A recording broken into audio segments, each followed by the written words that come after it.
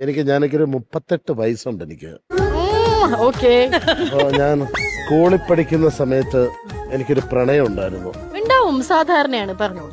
അത് നിങ്ങൾക്കുണ്ടായിരുന്നോ? എനിക്ക് 3 എണ്ണം. ആണല്ലേ? അതെ, രണ്ടാമത്തെ പൊക്കിയപ്പോഴാണ് ഞാൻ മൂന്നാമത്തേലേക്ക് തിരിഞ്ഞത്. അത് കഴിഞ്ഞ് പിന്നെ പെട്ടെന്ന് ഒരു പ്രത്യേക സാഹചര്യത്തിൽ കല്യാണം കഴിക്കേണ്ടി വന്നു. ആണല്ലേ? അപ്പൊ മേഡത്തിന്റെ ഈ വിവാഹത്തിന്റെ വീഡിയോസ് ഒത്തിരി ഞാൻ കണ്ടു. അപ്പൊ മുതലേ എനിക്കൊരാഗ്രഹം ഒന്ന് കല്യാണം കഴിക്കണം എന്നുള്ളത് ഭയങ്കര ആഗ്രഹം. കാര്യം ഞാൻ രാഹുലിനെ എനിക്ക് ഭയങ്കര ഇഷ്ടമാണ്. അല്ല, അങ്ങനെ ഞാൻ പറയുന്ന പറഞ്ഞു കഴിഞ്ഞാൽ അദ്ദേഹത്തിന്റെ സിനിമ കണ്ടിട്ടുണ്ട്. അപ്പൊ അദ്ദേഹത്തിന്റെ അടുത്ത് എനിക്ക് നല്ലൊരു ആരാധനയുണ്ട്. അപ്പൊ മേഡം രാഹുലിന്റെ സിനിമ കണ്ട് ഇഷ്ടപ്പെട്ടോ? അങ്ങനെ വരാൻ സാധ്യതയില്ലല്ലോ. ഓക്കെ. അല്ല, അദ്ദേഹത്തിന്റെ സിനിമ കണ്ടിട്ടുണ്ട്. ആണോ? അടിപൊളി പറയും. അത് രാഹുൽ ഇപ്പൊ ഉണ്ടോ?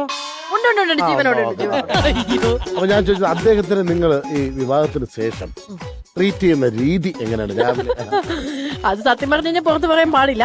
പക്ഷെ എന്നാലും എന്റെ ഭർത്താവ് തിരികെ ഭയങ്കരത്തിൽ പ്രണയിക്കുന്ന ഒരു മനുഷ്യനാണ്. രാവിലെ ഞാൻ എണീക്കുമ്പോ ചായ എടുത്ത്. അല്ല മേഡം, ഞാനൊരു കാര്യം ചോദിച്ചു. മേഡം അതിന് മുമ്പ് അദ്ദേഹത്തിന് വേറെ പ്രേമം ഉണ്ടോ എന്ന് ചോദിച്ചിട്ടുണ്ടായിരുന്നോ? അയ്യോ, അദ്ദേഹത്തിന്റെ 14ാമത്തെ പ്രണയമാണ് ഞാൻ.